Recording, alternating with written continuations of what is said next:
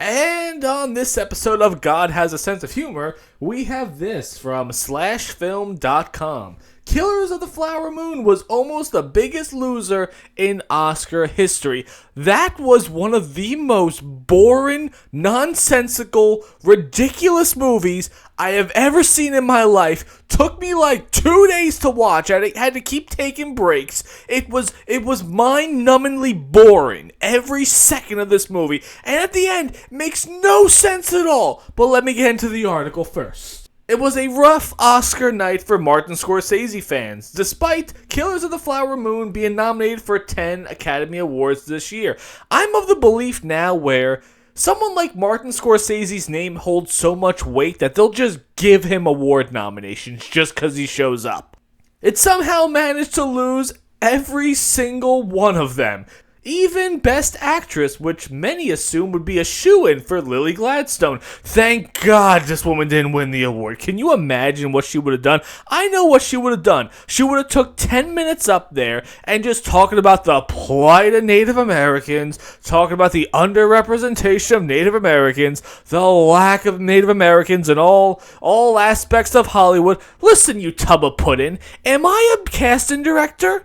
Am I in charge of making these decisions? Am I the heads of the company? No, maybe you should go complain to those people. The average person sitting at home watching the awards has nothing to do with casting Native Americans or hiring Native Americans or realistically doing anything that involves Native Americans. Go out there, maybe produce your own stuff, start your own Native American studio, and just shut the fuck up. Meanwhile, most of the categories Killers of the Flower Moon competed in went to Oppenheimer, which dominated nearly the whole night. Yeah, Oppenheimer won a lot of stuff, justifiably. Fantastic movie. Here is a tweet from Richard Brody. Emma Stone's performance was excellent, but Lily Gladstone's is like no other. She spent 90% of that movie shitting her brains out and sleeping in bed all covered in sweat. It must have been like the easiest job for the makeup artist. Just, she shows up to work and they're like, honey, you're good the way you are. Let's just throw a bucket of water at you, put you in a nightgown, and then you're ready to go. I have no idea what was going on with this movie, because let me just talk about this movie really quickly. Obviously, you haven't seen it. In this movie, she is being poisoned by her husband. Actually, let me go a step further and explain the beginning of this movie. Very, very interesting concept, okay?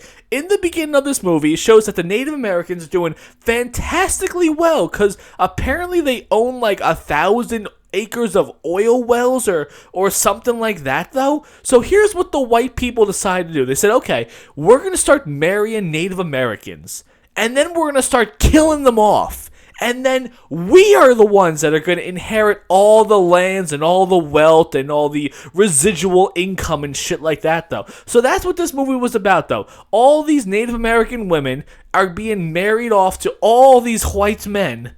And then they're just systematically killing them off, though. In the beginning, it was like, okay, we're just going to, shoot one here. We're going to get her really drunk and bring her to the woods and make it look like she was robbed or something like that. Other ones, we're going to poison them. And then they're like, you know what, fuck it. Let's just blow up some houses. That's what happened. One scene, a house exploded. And I'm sitting there like, was this supposed to happen?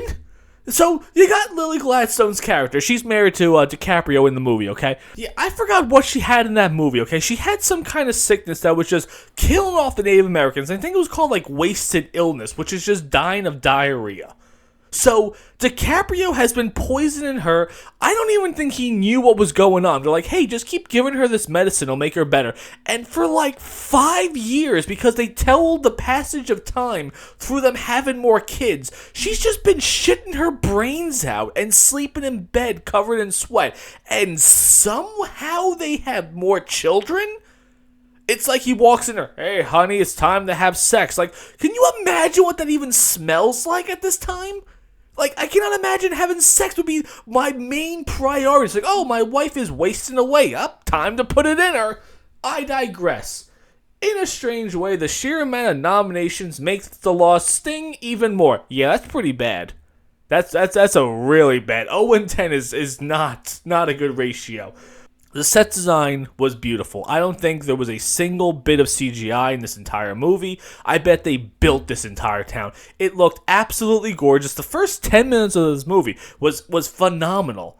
And for some odd reason, halfway through, they took Robert De Niro's character, which was like head Indian chief, like the white man whose entire goal in life was, I'm going to help these Native Americans out. And then for some odd reason, they just turned him into this weird guy that wanted to do nothing more than just imprison them and take away their money and kill them. And then they asked the question, when was the last time a movie was nominated so much and won so little? The answer is 2019's The Irishman, also directed by Scorsese, boring as hell movie as well, which similarly lost all 10 categories it was nominated for. Wow, that's kind of weird. So this movie also lost to Taylor Swift in the box office, and then it lost all of its awards in the Oscars. So maybe this might not be the best combination, Martin, at this stage of your career. A 3.5-hour movie about a woman having massive diarrhea might not be the, creme de la creme that you think audiences are desperate for these days. There's no reason to assume that Killers of the Flower Moon will lose any of the respect it's already gotten from audiences and critics as the result of these Oscar losses. I don't think anyone liked this movie. This movie was so boring. I do not recommend this movie to anyone. It's not even like one of those movies that's like really, really bad that you put on and it's really fun watching it or it's kind of entertaining. It's not like a really cheesy action movie where the action's cool, the storyline is crap though. There's really nothing redeeming about this movie. There's not many things of this movie that I could pull out and go, oh, well, it was boring as hell, but it had this going for it. In fact, the only thing I was curious about was, did DiCaprio know that he was poisoning his wife this entire time? Because he's a little slow and dim-witted, and he kept listening to his uncle, which was played by De Niro. So he's like, hey, just, keep giving her medicine, she'll be fine. And he kept giving her the medicine, so I don't think at any point did he realize, hey, I've been giving her this stuff for 5 years, and she's getting worse. And also, remember how I said that they shot one of the sisters and blew up one of the other ones? I have no idea why they decided to, let's just poison her for 5 or 10 years. I have no idea. Why didn't they just kill her easily like everyone else? The film's most controversial loss came near the end of the show, where the Academy denied Lily Gladstone an award for her stunning emotional performance as Molly. Again, she spent 90% of this movie shitting her brains out and sweating like a dog in a bed. There were a few scenes that were good when she was crying, don't get me wrong, she could do a really great crying scene.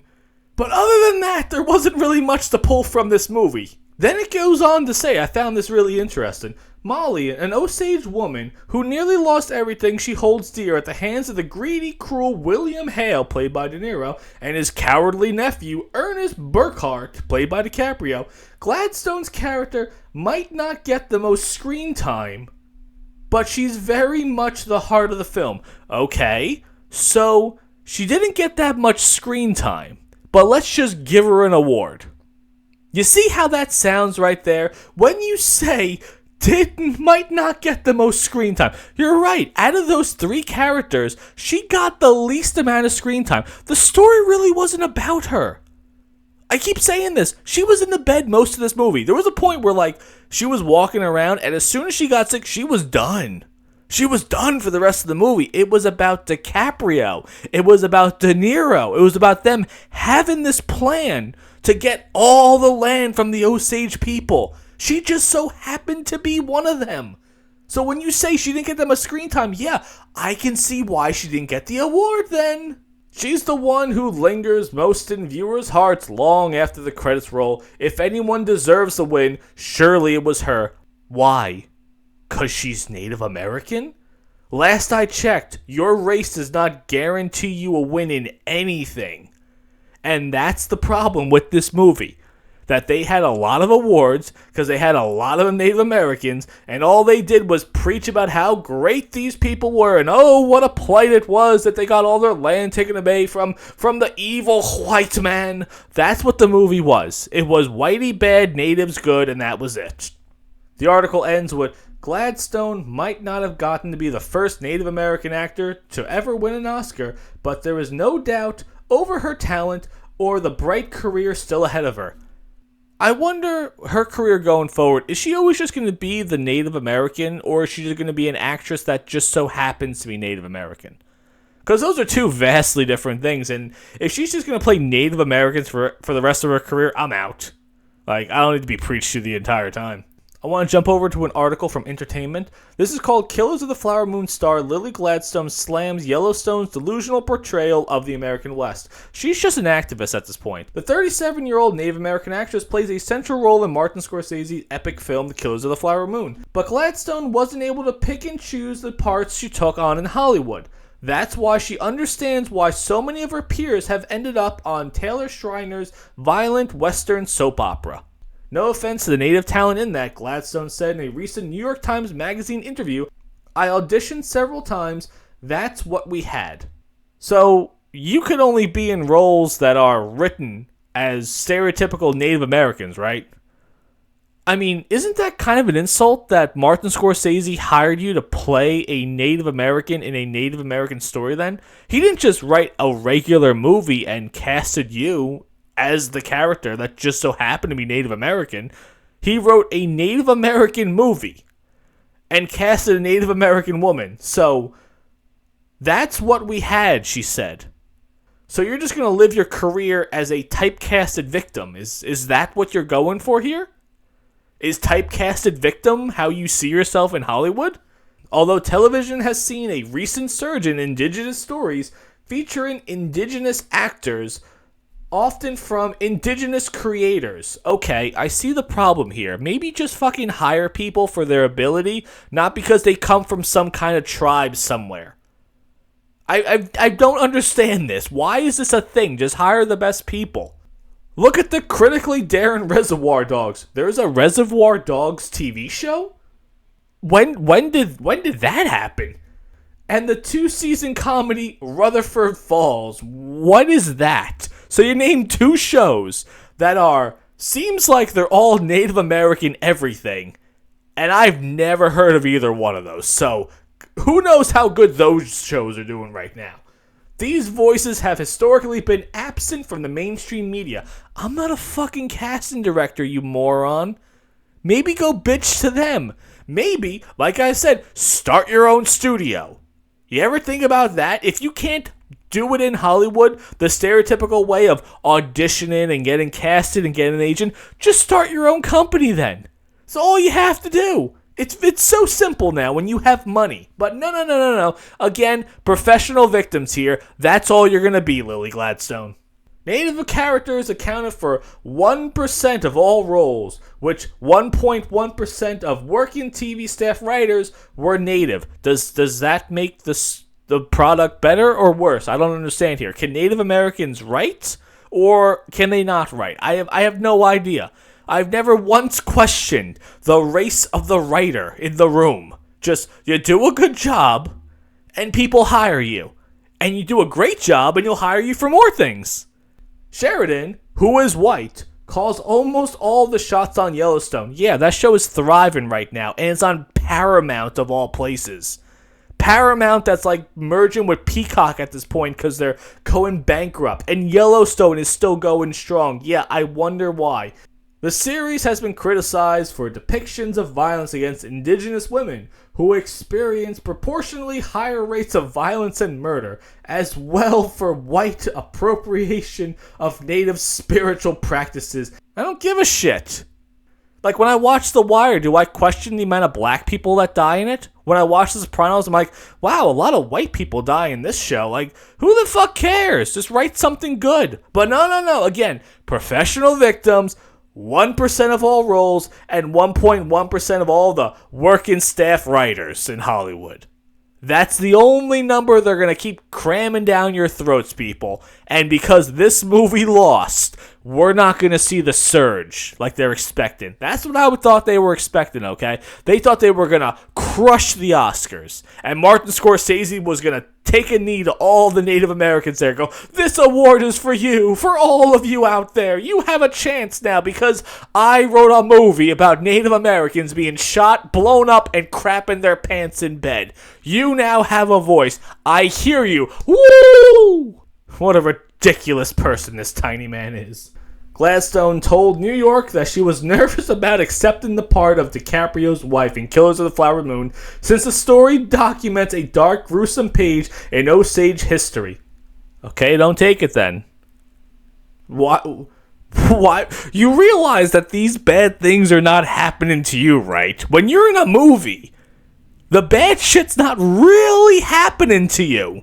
But the script rewrite turned the narrative from the white savior story into one that centers on the experiences of the indigenous characters. Who the fuck rewrote this? Didn't Scorsese write this stuff? Doesn't he write most of his stuff? Or he's at least in the room for them? So, wait a second. This was a real story. No. There's nothing to rewrite here. Where's the white savior of it, okay? Wasn't this a true story based on actual events? You can't rewrite that. In addition, Scorsese sought out input from the Osage community. Why? Are the Osage people a bunch of writers? Which cemented Gladstone's decision to take the role. Honey, we didn't need you for the role. The movie didn't do that well in the box office. It was on like Apple Plus a week after it came out in theaters, and it won 0 awards. Is that something that really happens? If you're an unknown person in Hollywood and you get a script from Martin Scorsese and he's like, hey, I want you to play this dude's wife in the movie. Was there a chance she wasn't going to take it? And also, these people got beat the fuck down. What was the original story? Was it less exploding housey? Was it less shooting in the back of the heady? Can you imagine what the original was? It was clear that I wasn't just going to be given space to collaborate. Why would they ask your opinion? Gladstone, whose father is Blackfeet, and Nez Perce, whose mother is white. I was expected to bring a lot to the table. What does that mean? You're a fucking actress. What do you just shut up and read the lines? It's not that complicated. Yeah, this woman thinks way too highly of herself at this stage of her career, okay? Imagine getting a script from Martin Scorsese, whose name has so much weight that's probably why he was nominated for all these awards, because it had his name attached to it. You're going to be co-starring with DiCaprio and Robert De Niro in a Scorsese movie, and you have to think about it? You have to talk about things like collaboration? No, you don't do that at all. This man knows what to do. DiCaprio, De Niro, Scorsese know how to win awards. They know how to make iconic products that will survive the test of time. You do not. This movie is going to be forgotten probably in a couple weeks. No one saw it in theaters. It didn't make that much money. Again, it lost to Taylor Swift. This movie is gone and forgotten, and this woman's entire career is going to be spent talking about Native Americans. Anytime she doesn't win an award, it's going to be about she was a Native American, and that's why she didn't win it. Oh, I didn't get this role because I'm a Native American. That is Lily Gladstone's rest of her career in a nutshell. But what do you guys think about that? Do you realistically see this woman having a real career in Hollywood where people are going to go out of their way to try to cast her in anything? Or do you think she's just going to be a typecasted victim and that's it, though? Also, did you see Killers of the Flower Moon? Was DiCaprio poisoning her? Did he actually know what he was doing? Let me know what you think about that.